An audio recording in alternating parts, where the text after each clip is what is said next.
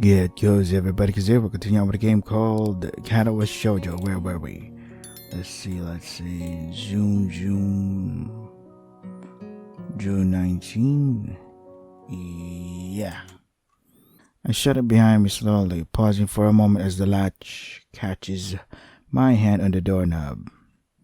Did I make the right decision just now? Should I just stayed, try to work things out? No, I decide. Not in front of a mother like that. In spite of everything, I'd rather keep Emmy's mother insulated from the sort of anger that surfaced last night. Even though she's probably used to it, some protective instinct wants me to keep Emmy's image as a cheerful girl intact.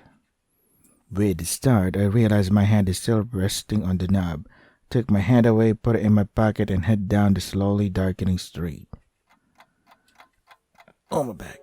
I let out a long breath and stretched my back. The wait until tomorrow morning comes isn't going to be easy. In any case, I have to think on what to say to Emmy. I must apologize and I must get through to her somehow. On that account, something must have been on my mind for most of the way back to my room. The letter of apology from Iwanako.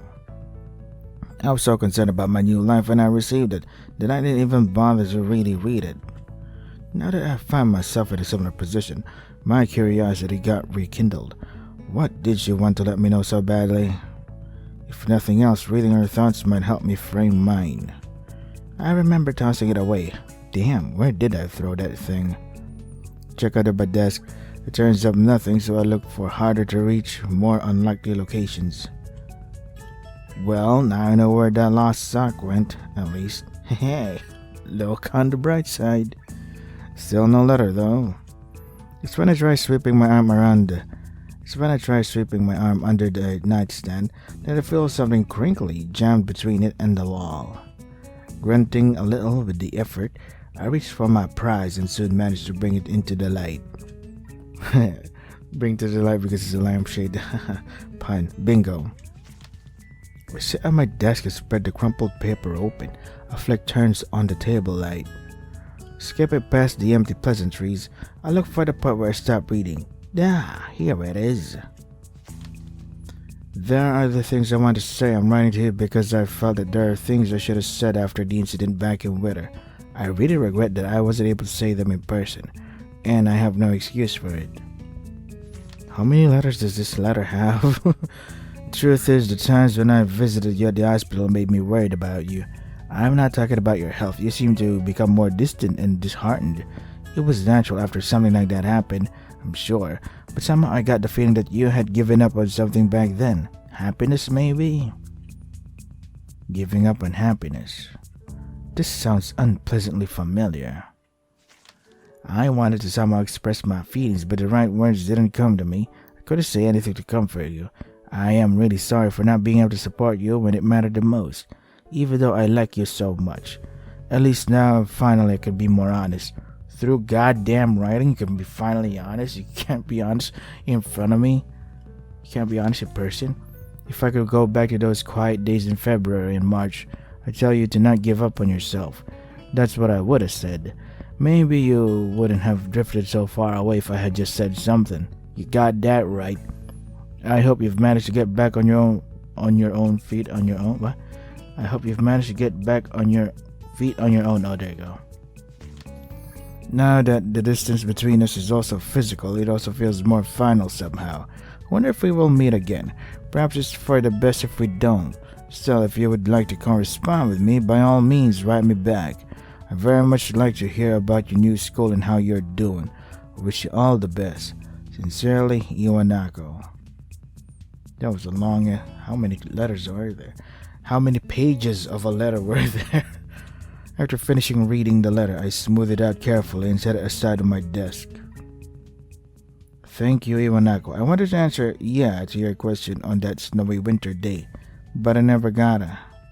By the time we met again, it was too late. Or so I thought. What would have happened if I had behaved differently back in that dismally sterile hospital room? I'm sorry, there's no point in wondering now, but there's no point in trying to forget either. I am who I am because of all that happened to me, and all I look forward to experience, present, future, and past. The past may just have taught me an important lesson now, which is it's okay to not understand the letter. Oh, what's this? Act 3 or Act 2? Act 4. God damn it. Act 4. Of all the answers I said, they're all wrong. Act 4 motion. God damn it. Is this the final act? I hope not. Just writing here is just too good. The sound of my alarm is an unwelcome intrusion on a sleep that's been a battle to obtain. I don't habitually sleep for more than an hour or two. Too much on my mind. Did I make the right choice leaving the house yesterday? Did I manage to get Emmy to realize how unreasonable she's been?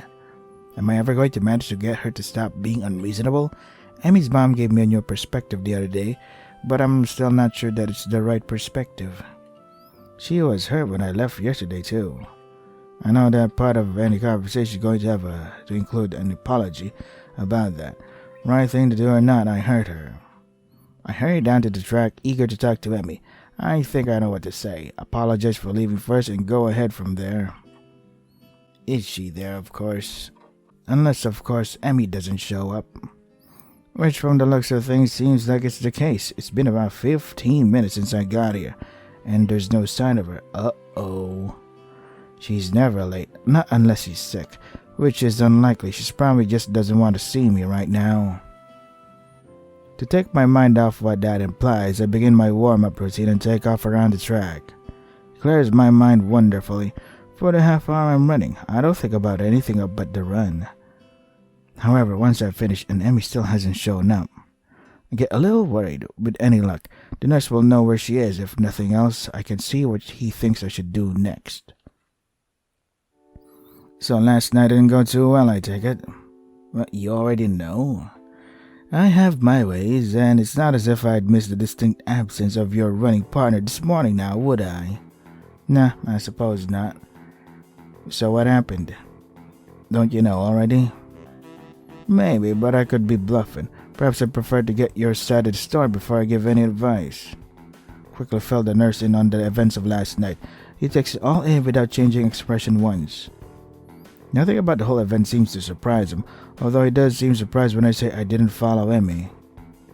She chose to talk to her mom instead. A smart move, though I guess it didn't work out too well for you in the end. Well, I'm not sure. Emmy seemed apologetic when I left, or at least she seemed that way until she put up her defenses again. The nurse sighs and spreads his hands in a conciliatory gesture. Conciliatory? I can't believe I was able to read that. Frankly, I'm surprised she let them down at all. Emmy's had a lot of practice on that score. You probably won't get anything else out of her. I don't believe you. Is that so? You think she'll tell you the whole tale? I swear I just saw the nurse's eyes glitter a little. His expression is the same, but he leans forward ever so slightly. I think she'll open up if I ask her without being an idiot about it, yeah. The nurse gives his enigmatic smile in response and shrugs widely. I think he's enjoying his role a little too much. Keep it down. Dial it back down, you asshole. That's the real trick, isn't it? Are you sure you know the right way to approach the subject? I can guarantee that Emmy's going to try her hardest to pretend last night didn't happen. It will be painfully awkward for the both of you, but it'll also be a lot safer than trying to ask her for the whole story again. It could go worse this time. Are you ready for something like that? Sounds like a challenge.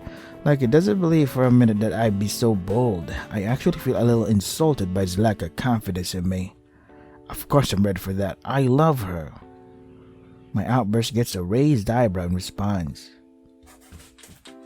Well then, good luck. Let me know how it all turns out. Although he delivers his parting shot with the same smirk as usual, I actually think that the nurse wants me to succeed. You know what? One of those things inside of your mouth, what's that called? The white thing? No, not the thing that you're thinking of. When you bite the inside of your mouth and it bleeds, and then after the bleeding, the white stuff comes in place. I'm like, God, yeah. I think I read it's called boil, but to me it's like a pimple, but it's in the inside of your mouth. It's fucking annoying. I keep on salivating. It's disgusting, man. I have to drink water. I resist the urge to charge directly to Emmy's room to prove the nurse wrong. I've gone in half-cocked before, and the result were less than stellar. At least it isn't stellar blade.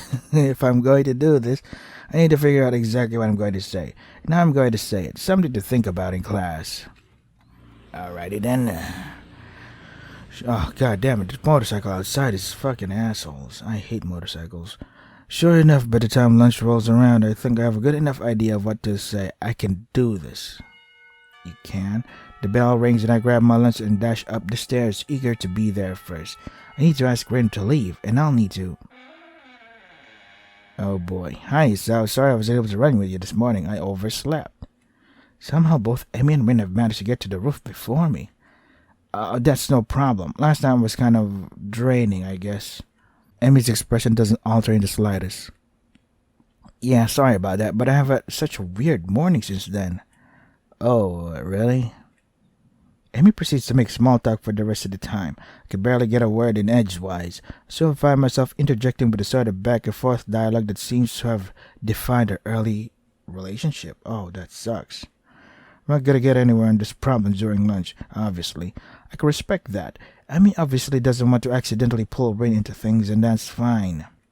Not that I think Rin would notice, but I can at least respect that sort of rationale. Try a different tactic. Hey, Emmy, what are you up to after class today? I was thinking we'd go somewhere for dinner or something. Emmy looks genuinely remorseful. Sorry, so I promised the track captain to stick around after practice and help some of the other kids with their form. It'll have to be some other time. Yeah, sure. I'm honestly not sure what to do now. Maybe diving into things the day after would be a bad idea anyway. She might still be angry about it and just not showing it. Besides, if she's got track team responsibilities, that's fine, right? Tell myself some variation on this theme the next day. Then the next, I wake up, run with Emmy, during which she refuses to talk about anything but the run and what she was doing the night before. And then lunch, where we sit and make small talk until the bell rings. God damn. And your responsibilities effectively keep me from seeing her outside of school, which is highly convenient, as maybe, just maybe, I'm letting it happen because it's safer this way, just like the nurse said. Except while it may be safer, I'm feeling more and more wretched. Emmy doesn't look good when I see her anymore. Dark circles lurk under her eyes. She seems more and more distracted, and I can't bring myself to just ask what's wrong, because the timing never seems right. I'm absolutely miserable. Gosh. Let me just drink. God damn it. At least from what I said, it says it's boil in the inside of your mouth. Another lunch comes to trudge up the stairs to the rooftop like a condemned man. Contempt. Rin is up there, but Emmy is not. Immediately, I worry that something's happened to her. Maybe the lack of sleep finally made her collapse or something worse. She seemed pretty tired after our morning run. Maybe she fell asleep and didn't even make it to class. Hey, Rin, where's Emmy? In response, I get a rather penetrating look from Rin. Something approaching a frown appears in her face. Is that information really important? I think so. She's usually here with you, isn't she? I don't know. I have no way of being sure. I can confirm that she is, in fact, usually here with you when I come up. Well, she isn't now. Does that worry you? Kind of. That seems to end the conversation, and the point becomes moot anyway, because Emmy bounced through the door with her usual energy. So I was kind of worried about you, Emmy. I don't think you can decide, or maybe I just don't believe him.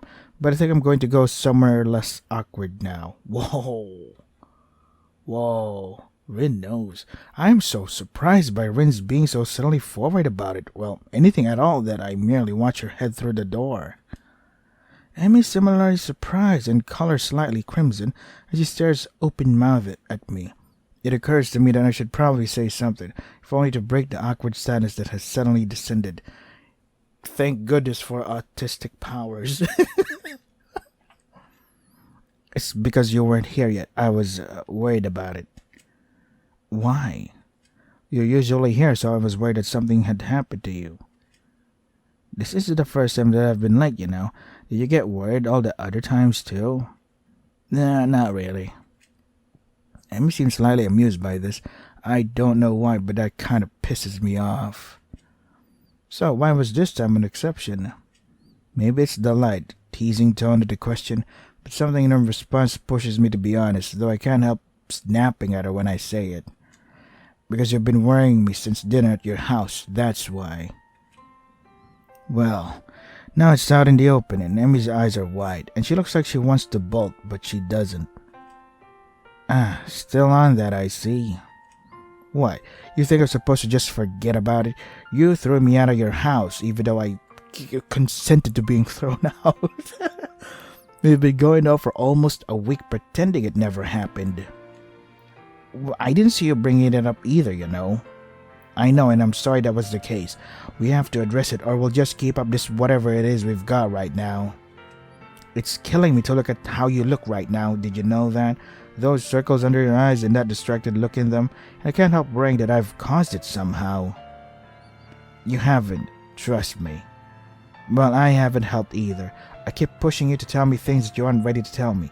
Maybe I was wrong to try getting your mother to help me out, but I've been so worried about you that I didn't know what else to do. Well, you don't have to worry about me anymore, okay? I think it's pretty clear we're not right for each other, so maybe we should just stop. Whoa, whoa, whoa, whoa, whoa, whoa. Hold the phone. Her face is twisted up as she says this, like she doesn't want to say it but forces herself to anyway. You don't actually want that, do you? Heck, you can barely bring yourself to say it. Anyway, it won't keep me from worrying about you. I care too much about you to just stop on command. You don't want to tell me what's wrong, that's fine, but I won't stop trying to help you, even if it's just standing by you. Stop saying that. She's shaking now, and as she looks at me, I can see she's afraid and frustrated, and a million different things all at once. How can you tell? I shake my head slowly and take a few steps toward her. You know what your mom told me? She told me that you'd never ask for help, because you know that you're strong enough to get through anything on your own. But that's not the full story, is it? Her eyes go wide, and she takes a step back. I keep going because I think I'll finally figure it out. Something tells me I won't get another shot. I've put it off for far too long as it is. There's no harm in having someone help you, unless you're worried about needing help in the first place. You're scared, aren't you? Because of... a trail of. Because I don't know for certain what happened to Emmy's father, and I don't want to jump to a conclusion. Well, never mind why, but it's okay to be afraid. You've been running from it and from me for so long. Even though you don't have any legs. Even though you know eventually you have to turn around and face your fear, and I'm going to be there to help you when you do. I won't stop you because I don't think you'd want me to. You can understand that sort of determination, can't you? I can see that I've got her through to her, but she quickly falls back to anger to try and push me away again. Back on your white charger, Hisao? Gotta help the poor crippled face her emotional problems. What do you know about me and about what I've already had to face? You think 2 months of learning to walk again was fun, but I did it, and after I did that, I had to. For a moment it seems as if she's going to say something else, but she cuts herself off. And after all that, you don't think you can get past your fear? Emmy, I can't fathom what you've been through, but to come through it and still be that sort of girl that you are, well, it makes me think that you have even more strength than you think. So I'm not going to help you because I think you need rescuing. I don't want to be a knight rescuing the damsel in distress, but even knights help each other out, you know? I want to help you, even though I know you can do it on your own. For a moment, it looks like Emmy's going to break down completely, but she doesn't. Tears run down her face, but she stares at me steadily. Why are you trying so hard to help me? I'd say it's because I owe you one for helping me out when we first met. But then would it be the truth? Truth is, I just want you to be happy because I love you. Had I ever said that before? We've been in a relationship and it's been pretty obvious that I love her. But did I ever actually speak the words? What did you say? I say it again, savoring the feeling of being able to say it at all. Being able to say it and mean it. Emmy seems stunned. I said I love you, Emmy. I love you, just you, and that makes me want to stand by you, no matter what you have to face. I'm wrapped in a fierce hug then, as Emmy begins to sob against my chest. Wait, did we actually get the good route? I was actually going for the bad route first and then the good route, so that we would end on a good note. Oh well. Damn it. I'm sorry. I'm so sorry about everything, but I'm so scared, so. I'm so scared of losing you, and I love you too, but I can't lose you. I'm so sorry. I hold her quietly, shushing her until she settles down. Settles. She steps back, a little more composed. Will you come with me tomorrow back to my house? There are some things I need to show you if I'm going to do this. Of course, maybe this time we can leave together instead of separately. Emmy grins, a sudden flash of brightness that seems more genuine than anything I've seen in the past week. Yeah, maybe. The lunch bell rings, and I curse the universe's poor sense of timing. It was pretty perfect, if you ask me. Are you free tonight? We can talk more then, right?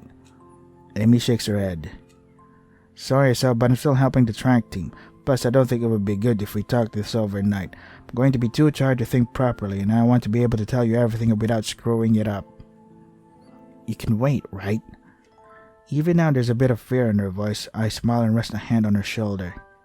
Okay, I'll be waiting. Emmy gives me a quick kiss before she heads for the stairwell. Thanks, Sal. See you tomorrow morning. Wouldn't miss it. I head down the stairs with the feel of her lips on mine, suddenly aware of how much I've missed that sensation. I'll have to remember to thank Riv for getting us to talk to one another. Although it's possible she won't even realize what she's done. Still, if not for her, I doubt I have ever been able to confront Emmy again. Guess I needed more help than I realized. Tomorrow, however, I'll need to stand alone through whatever Emmy's trying to work herself up to doing. I'll be up to the task, I'll hope. Yeah, I hope. Oh, my back. Oh, don't forget to stretch, but this is fucking brilliant, man. Why can't we have more of this in popular media, but they would rather spread their stupid black rock agenda shit.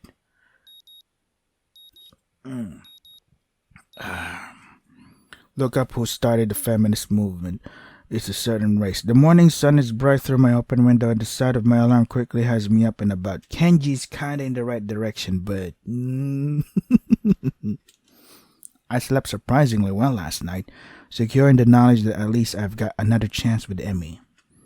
If I can just keep myself from doing anything stupid, maybe I'll find out what's been eating her recently. I have a few educated guesses, but nothing concrete, and certainly nothing that I'm going to say to her. I'd much prefer to have her tell me herself. Although I can't help remembering the nurse's warning that I might not like what she has to say. Do I really need to know that badly? What if it's something awful that makes me repulsed by fear? I'm repulsed by her. I thought I said fear. Can I really say that I'm prepared to handle whatever she has to say, regardless of what it is? Amy said she wanted me to tell me, without screwing it up. What the hell did she mean by that? What's there to screw up? A light bulb? A light bulb joke? I suppose there's not much use worrying about it, though. I'll find out today. It occurs to me that I really need to run this morning to clear my head, if nothing else. Go get him, Tiger. Amy's waiting for me as promised, looking a little haggard, but otherwise bright and cheerful, much more so than any previous day this week. Hisao, you're late. I wave my hand dismissively. Nonsense, you're just early. Amy grins back. It feels like we're finally back where we should be with one another. Except now Amy, not just me, wants to take another step forward, although a part of me worries that she'll be back out in the last second. Hurry up and stretch this out. I don't want to miss the bus. The bus? I said I want you to come back to my house, remember? And I promised Mom we'd be there in time for lunch, so I wanted to hurry. Early start, huh? It's more for my mom's benefit than anything else. Well, that's okay. I unsuccessfully try to guess what Emmy has planned shortly before realizing that it doesn't matter that much to me. I quickly go through my warm-up routine while Emmy, buzzes impatiently from one foot to the other. She really does seem to want to get moving as soon as possible. Wait, this is a new still? That's cute. Dude. Oh, my back, don't forget to stretch. The run is over so quickly I can barely believe that I haven't fallen over dead afterwards. Amy set a blistering pace and I, in my foolishness, kept up with her. Oh my god, I almost died again. Well, until the last few laps I had to slow down just in case, but I don't mind, and Emmy's waiting patiently for me when I finish. As patiently as she can wait anyway. Finished? Good, come on. Hold up. Grabbing my arm, she practically rushes me down to the nurse's office. You seem in a hurry, Emmy. Trying to catch the early bus. Yeah, I told Mom I'd be back for lunch. Well, I'll take care of you first then. But his son's gotta come with me too. The nurse raises a single eyebrow at this statement and peers at the two of us searchingly. Really? Today, huh? Emmy's response is a nod, followed by a surprisingly shy grin. Well then, we'll make this quick. Emmy enters the nurse's office, and I patiently wait outside for her to be finished, wondering just why the nurse seemed to be surprised by Emmy's declaration. I feel like I'm missing out on some joke or the significance of today, beyond the fact that it's clearly significant in some way, of course. Let's see, something about parents, her father's death anniversary or something. True to his word, the nurse has Emmy out of his office surprisingly quickly, and I take her place after promising to meet up at the front gate. The nurse takes my pulse and listens for a bit. Your heart beats faster than usual. Been pushing yourself again, have you? Well, Emmy seemed in a rush to get through to the run, so... I'm not surprised. Today is rather important to her, you know. I suspected that would be the case, but I have no idea why that's the case. She hasn't told you? Interesting. So you're not going to tell me either, then? No, I'm not. I suspect that Emmy has her own plan for explaining today to you, and I don't want to mess with that. You'll find out soon enough, so what's the rush? Sonic rush. Now as for your heart, I would take it easy for the rest of the day. No spontaneous races or anything like that. Got it? Got it. She won't have her running legs on anyway, right? No, but if you think something like that is going to stop her... Good point. I don't think it'll be much of an issue today of all days, but still.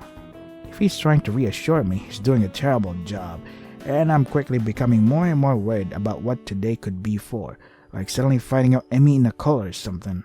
At the same time, if today is such a big deal and Emmy wants me to be with her for it, then maybe she really does want to grow closer to me. Maybe this will be the answer to all the riddles, to the sleepless nights and the sudden mood swings. Either way, I barely remember to thank the nurse before taking off as quickly as I dare from my room to get a shower and throw on some decent-looking clothes. If the day is as important as it seems to be, I should dress appropriately. Amy, of course, proves me wrong as soon as I reach the front gate, wearing her usual shirt and shorts, so at least I know it's not a terribly formal affair, whatever it is. You're early, Hisao.